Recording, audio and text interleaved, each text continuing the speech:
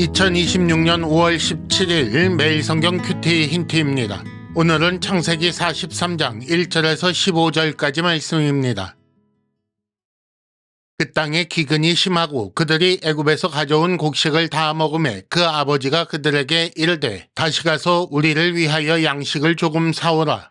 유다가 아버지에게 말하여 이르되 그 사람이 우리에게 엄히 경고하여 이르되 너희 아우가 너희와 함께 오지 아니하면 너희가 내 얼굴을 보지 못하리라 하였으니 아버지께서 우리 아우를 우리와 함께 보내시면 우리가 내려가서 아버지를 위하여 양식을 사려니와 아버지께서 만일 그를 보내지 아니하시면 우리는 내려가지 아니하리니 그 사람이 우리에게 말하기를 너희의 아우가 너희와 함께 오지 아니하면 너희가 내 얼굴을 보지 못하리라 하였음이니이다. 이스라엘이 이르되 너희가 어찌하여 너희에게 또 다른 아우가 있다고 그 사람에게 말하여 나를 괴롭게 하였느냐. 그들이 이르되 그 사람이 우리와 우리의 친족에 대하여 자세히 질문하여 이르기를 너희 아버지가 아직 살아계시냐 너희에게 아우가 있느냐 하기로 그 묻는 말에 따라 그에게 대답한 것이니 그가 너희의 아우를 데리고 내려오라 할 줄을 우리가 어찌 알았으리이까.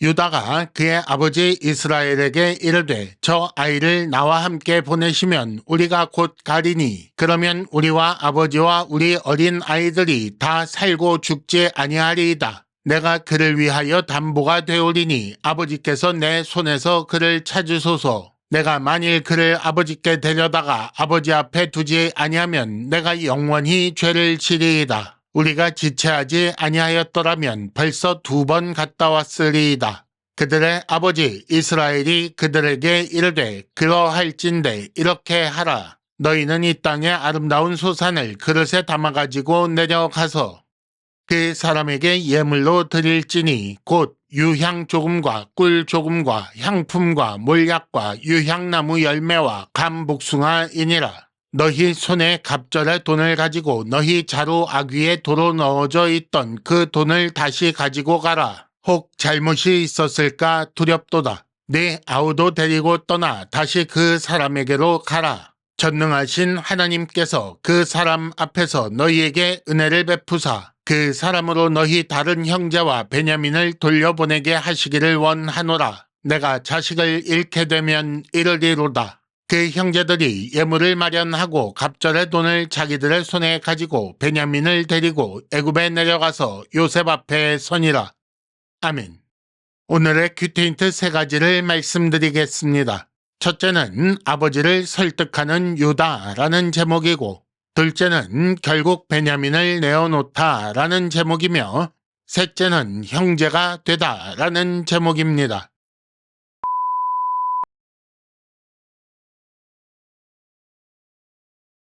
큐티 힌트 첫 번째, 아버지를 설득하는 유다.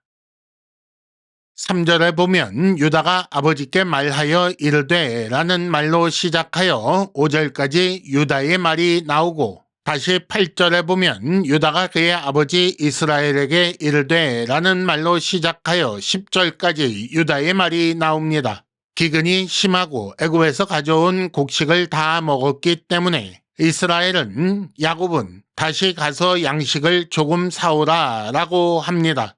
그러자 유다가 아버지를 설득하는 말이 그렇게 2번 나온 것입니다. 유다는 동생 베냐민을 데려가야 할 이유를 다시 설명하고 그것이 살기 위한 조건인 것을 분명히 밝힙니다. 이 과정에서 유다는 자신을 베냐민을 위한 담보로 제시합니다. 앞서 르우벤은 자신의 자식을 내어놓았지만 이번에 유다는 자기 자신을 내어놓은 것입니다. 38장에서 우리가 본 것 같은 아들을 잃은 경험이 아버지의 아픔을 이해하게 했고 그리하여 아버지와 형제를 위해 자기 목숨을 내어놓는 사람이 되게 한 것입니다. 이를 통해 유다는 요셉과 함께 이스라엘의 장자로 부각됩니다. 힌트 첫 번째, 장자는 형제를 위해 자기 생명을 내어놓습니다. 우리의 장자, 우리의 맏아들이신 예수 그리스도께서 그렇게 하셨습니다. 큐티 힌트 두 번째, 결국 베냐민을 내어놓다. 13절과 14절에 보면 네 아우를 데리고 떠나라. 내가 자식을 잃게 되면 잃겠다라는 야곱의 말이 나옵니다. 유다의 말을 들은 야곱은 결국 네 아우도 데리고 가라라고 한 것이고, 전에는 내 아들이라고 했지만 이제 베냐민을 유다의 아우라고 칭하고 있습니다.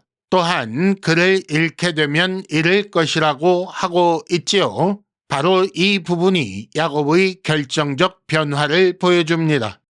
물론 이는 에스더의 말 죽으면 죽으리이다 라는 말과 달리 포기로 볼 수밖에 없는 말입니다. 하지만 분명한 것은 하나님께 의지한 결심이라는 것이지요. 야곱은 예물로 드릴 향품과 특선품 그리고 갑절의 돈과 함께 자신이 마지막까지 놓지 못하던 아들 베냐민을 내어놓은 것입니다. 하나님의 은혜를 기대할 수밖에 없는 마지막 단계. 하나님은 야곱을 위해 그를 그 마지막 단계로 들어가게 하십니다. 힌트 두 번째, 다른 소망이 있으면, 다른 소망을 가지면 주를 의지하지 않습니다. 큐티 힌트 세 번째, 형제가 되다. 15절에 보면 그 형제들이 베냐민을 데리고 애굽에 내려가서 요셉 앞에 서게 되었다라는 말씀이 나옵니다. 지금까지 야곱의 말에는 요셉과 베냐민을 편애하는 모습이 나타났습니다.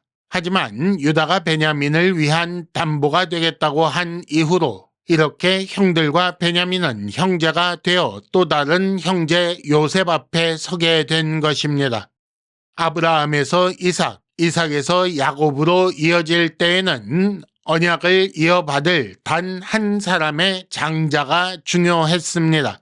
그래서 이스마엘이 아니라 이삭이었던 것이고 에서가 아니라 야곱이었던 것입니다.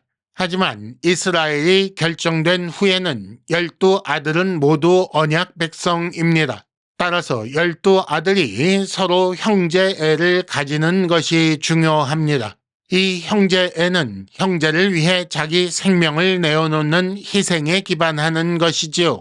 그러므로 우리를 형제라고 불러주시는 그리스도의 희생이 우리 사랑의 기반이 되는 것입니다. 힌트 세 번째, 그리스도 안에서 형제된 자를 사랑하십시오. 그것이 그리스도의 희생의 가치를 인정하는 태도입니다. 이상으로 2026년 5월 17일 매일 성경 큐티 힌트를 마칩니다.